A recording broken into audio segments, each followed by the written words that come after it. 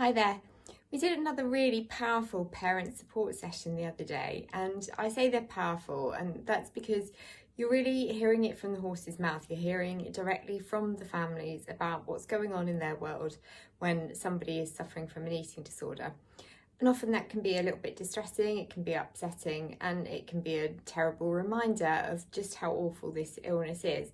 But at times too, you get to see some real positive stories about how people are coming out the other side and have triumphed over their eating disorder to some degree or other.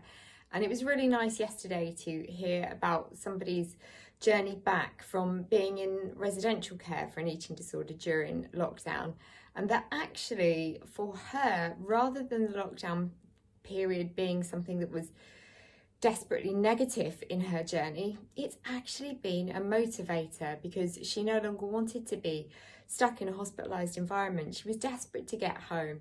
And then once she's been at home, the very fact of being in lockdown has just meant that the family haven't been running around, they haven't been booking holidays, they haven't been almost what I would call escaping the real issue. And I often felt that in my bid to try and recover, sometimes I was trying to ignore the elephant in the room. So I was constantly making plans, suggesting we do something, booking stuff for the future.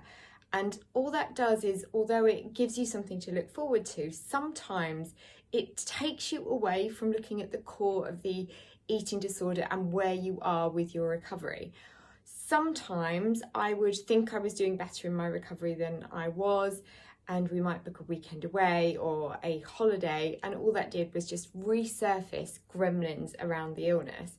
So for this particular family, what they've realised is with lockdown, there are so many more limitations around what they can and cannot plan as to what they would do in their normal world. So this has really allowed them to centre, to be present, to spend time together, and to give the opportunity to see where are issues going to resurface around the eating disorder. So what I would say to anybody that wants to use that kind of post-lockdown or whatever, or even where you're at now, is just to say, think about that. Think about being mindful of where you are at with your child or your partner's eating disorder journey, and rest with it a little bit. Don't be the first to say, we must book this big celebratory family meal, we must book this big holiday, we must do grand gestures, because now is not the time for grand gestures and big activities. Now is the time to accept that you're on the way with your eating disorder journey, but that actually